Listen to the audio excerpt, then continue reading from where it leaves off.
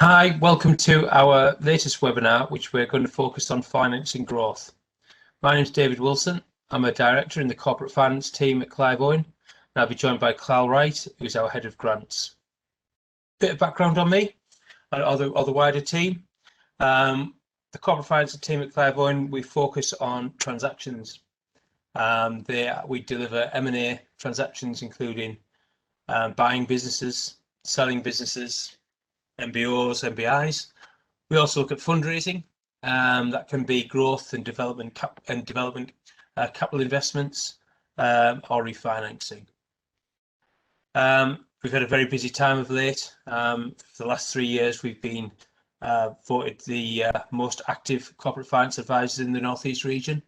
Last year alone, despite a global pandemic, we delivered 37 transactions with a deal value in excess of £120 million. A couple of headlines from those transactions include the sale of Newcastle Tool Engage to Ignite Private Equity, the sale of Psych to Fraser's Group, and the MBOs of Alpha Process Controls and Aldona Sales from the German-owned GT Group in Peterlee. I'll now pass over to Carl, who can give you a bit of background on himself and the grants team. Thanks, David. Hi, everyone. I'm Carl, and I'm Head of Grants Advisory Services at Clive Owen LLP. It's a bit of a unique job title, and having a dedicated grants advisory team is a real niche service that we offer our clients. So what do? Well, we work with businesses ranging from local SMEs right up to multinational corporations across all aspects of the grant process. That includes supporting with applications, providing due diligence services and working on grant claims, as well as advising on compliance with subsidy control. Been doing the job for 7.5 years, and in that time I've secured over £225 million worth of grant funding for businesses. Obviously last year was like no other, but hopefully we are now starting to see some signs of recovery. And based on the projects that we're working on at the minute, there's some real indications that businesses are looking to invest and grow. Been some great announcements for the region, obviously, in recent months, with things like government departments, free ports and big clean energy projects, which hopefully will stimulate further growth. I'm joining David today just to provide some insight into the types of growth projects that might attract some grant support. I'll provide some pointers on where to go to look for funding and also share some tips on what makes a successful application. So I'll hand you back over to David now, who'll talk a bit about funding growth. Thanks, Carl. Okay, so funding growth. I think the main areas I want to look at the moment is routes to growth and how businesses look to grow. The two main ways businesses look to grow are either organically or by acquisition. So I think we're very, very lucky in the North East to have lots, and our clients as well, to have lots of ambitious entrepreneurial clients who are all looking to grow. It's really, as Carl mentioned, they're a really exciting time for the region, despite everything that's gone on in the last 12 months or so. And when we look into when a business looks to organically grow, typically they will look to the introduction of new products and services within the product portfolio. They may look to grow in different geographical areas. They may look to invest in a sales and marketing strategy, selling more products and services to new and existing customers, for example. When growing by acquisition, again, we keep going back to it, but we are blessed with a lot of hungry, ambitious entrepreneurial clients. We're all looking to grow, and when we're looking at some of the projects we've got on at the moment, are very much focused on growing by acquisition. I've got a lot of acquisition projects on the go at the moment, actually. And when a business would look to grow, we'd sort of help them and look at, from a trade point of view, would they look at a strategic competitor in order to gain more market share and grow the business that way. They may well look at a complementary business. For example, one business might outsource part of its manufacturing, and they may want to bring that in-house to protect the margin and increase the bottom line. And we can help with this. So really, we can help by identifying targets for clients. We're very well blessed now in our office with lots of resources from IT and kit to do searches based on a pre-specified criteria given by our clients.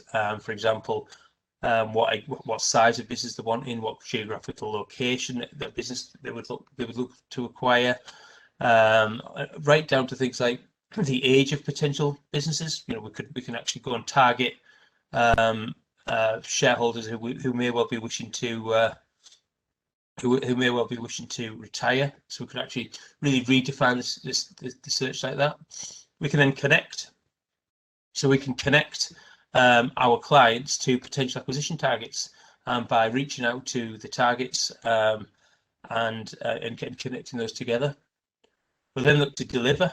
So once we've made that connection, we'll then look to, and our client likes the target, we can then look to deliver a transaction for them. That will come to funding the transaction, structuring an offer, which we feel is acceptable.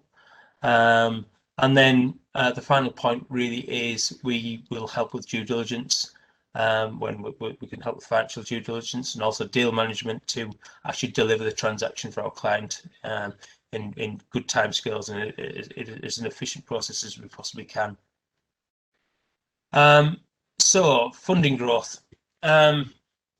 We've over the course of the last 12 months, as you can probably imagine, high street banks' appetite has changed quite a lot. The general rule when I'm speaking to them really is the guys of typical high street bank would have probably got more cash out the door last year than have over the last 10 years.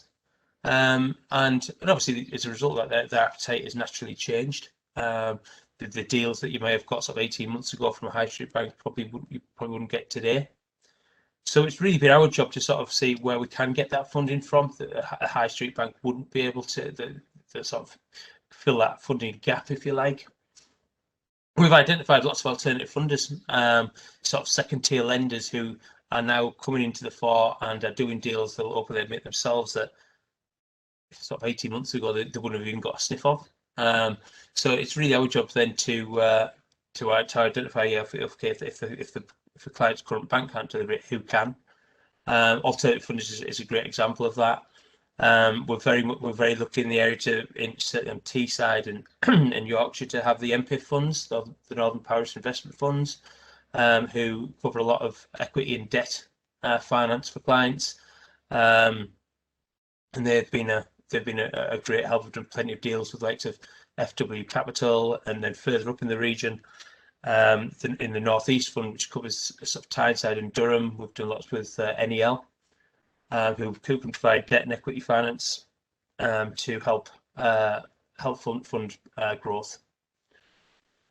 We also look at deals with private equity. It's no secret that due to the global pandemic, private equity and venture capitalists are at the record levels of what's called dry powder. Obviously, there's a cost to that. It's a real trade-off really between equity versus growth acceleration. You're giving away part of your business, but equally, you're going to accelerate that growth. You may own instead of 100% of a business, 70% of a bigger business, and also you'd be supported by a strong private equity fund that's got a proven track record in growing businesses. So our job there is really partnering you up with the right private equity house. And just going back to my original point that 50% of a £20 million turnover business is a lot better than 100% of a £1 million turnover business. Other sources of funding growth is high net worths. We are contacted regularly by lots of high net worth individuals who are all looking for opportunities within businesses to invest in businesses to help them grow and obviously and maximize their return too. And yeah, I mean, I think really the message is if you are looking to grow, if you have got ideas, then please just our details will be at the end of this webinar.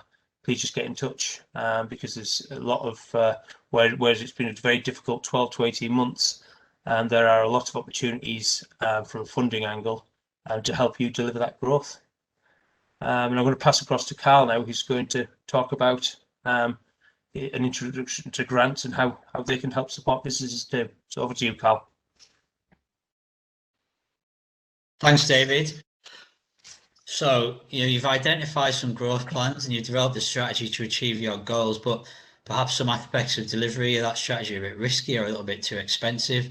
Well, business growth grants exist to make things happen that wouldn't happen without grant support. The key thing to understand from a growth grants perspective is that they're there to fund projects. So the range of projects that could be funded is broad, as we'll discuss shortly. However, to be absolutely clear, ongoing operational costs are not supportable by these types of business growth grants. So what types of projects can be supported? Well, these can include capital expenditure. So, you might be investing in plant machinery and equipment, you might be building or acquiring a building or extending a building, incurring some fit out costs, and also in some circumstances, longer term lease costs. And by longer term, you're talking 3 years plus could also be included in an application. You've got consultancy cost projects. Sounds a bit of a broad term, and it is. We've worked on projects from HR consultancy to business and financial planning, marketing support. Again, the key thing to consider is the costs have to be a project. So, it's a project with a view to upskilling the people within the business or to overcome a growth barrier. To give you an example, if you're going to outsource your SEO pay-per-click marketing work for a monthly fee, not going to be eligible. But if you're going to get a marketing consultant to come in and say for a 4-month period, work with the internal marketing team, upskill them so that they can deliver that service in-house going forward, then you could get some support towards those consultancy costs for that person coming in. We've got innovation projects, and that can range from anything from early stage R&D on sort of world first technology through to sort of innovation that's a business level, so new products and services to the business. Doesn't necessarily have to be world first stuff. There are also potentially smaller scale grants available for things like training, energy efficiency, recruitment of apprentices, quite a broad breadth of things which may attract support. So where do you go for support? Well, grant scheme delivery in the UK is predominantly being devolved down to local and regional government organisations. So locally, it's typically combined authorities, local enterprise partnerships that are funding grants, but they may also involve an outsourced delivery partner. So in the region, we've got organisations like UMI Commercial, RTC North and NBSL, amongst others, that are all actively delivering grant schemes. The one major exception is in innovation funding. We have got Innovate UK, which is a national grant scheme, although there are local innovation grants as well. Innovate UK do have a website which gives you details of everything that's available and it's always bang up to date. But outside of that, the best source of information is to go to your local growth hub. So there are separate growth hubs for the North East, Tees Valley, and then North, South, East and West Yorkshire. They all have growth advisors who can discuss your plans, take you through what's available and get you on the right track. So some things to keep in mind when you're thinking about a grant application. Eligibility criteria. There are sector restrictions in place on many grant schemes. They often include things like local services, retail, hospitality and leisure, as well as markets that are perhaps a bit geographically broader but are well serviced, like construction and care. They're essentially there to stop grant schemes who benefit and one business to get an advantage over a local competitor. So businesses that are making sales over a wider geographic region, particularly exporters, and those that are in B2B markets rather than B2C tend to do better in terms of eligibility. Grants are paid retrospectively, so although you might be able to get a grant of anywhere from 10% up to 55%, or actually even higher on some R&D projects, we've seen 100% grants, but the business will have to fund those costs and then reclaim them once they've paid their suppliers. So something to bear in mind when you're planning your cash flow. Grants are not unconditional free money. All grant schemes do have output requirements. The most common of these is job creation. The ratio of grant support to job creation is therefore quite important. So you might have a project that's £1 million and you're thinking, great, I can get 300 grand towards that at 30%, but they're probably going to want 30 jobs for that as well. And typically the works are between 5k and 15k of grant per job. And for most grant schemes, there's also a requirement to demonstrate something called additionality. So it's a bit of a made up word, but what it really means is the grant incentivizes a business to do something it wouldn't otherwise do. It's a bit of a value for money for taxpayer type test. So if you've got a project that looks so good, it's a no-brainer. You're unlikely to get support. So let's take a manufacturer. They're going to buy a new machine. They've got a customer. They're going to buy everything you can make, desperate to get their hands on the stuff, unlikely to attract support. But if the machine's only underpinned by orders for, say, 25% of the capacity, a bit more uncertainty about the project, a bit more risk, much better argument for grant support there.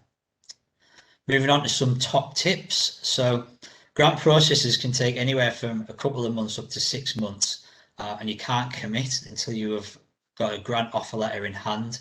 Therefore, you've got to plan ahead a bit, and we usually tell clients to think about things they're looking to spend in the next 6 to 12 months. Have a chat with the grant delivery bodies. There are often people on the grant schemes who are dedicated to that program and will help give pointers on eligibility, on applications, on timescales, process, etc. And just make sure you understand what the expectations are from the outset in terms of outputs, in terms of timescales. Are you eligible? How much might you get? We still see applications coming in that are simply either ineligible or where the grant ask is way outside the parameters of the scheme, results in a lot of wasted time all around. Be realistic. We still see forecasts that 100k sales year 1, 10 million year 2, 100 million year 3.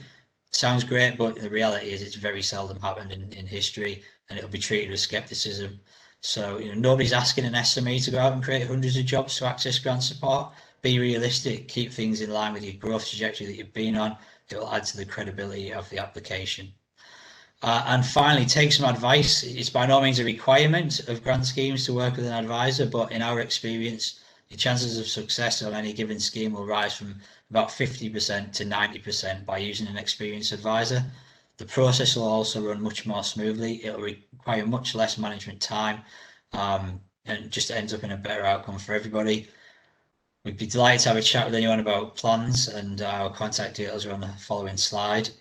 And certainly also on hand to advise on options. So that's all from us this morning. Hopefully our short presentation has stimulated a few ideas, and if you do have any questions, queries, please do get in touch. We'll be delighted to spend some time speaking to you. Thank you.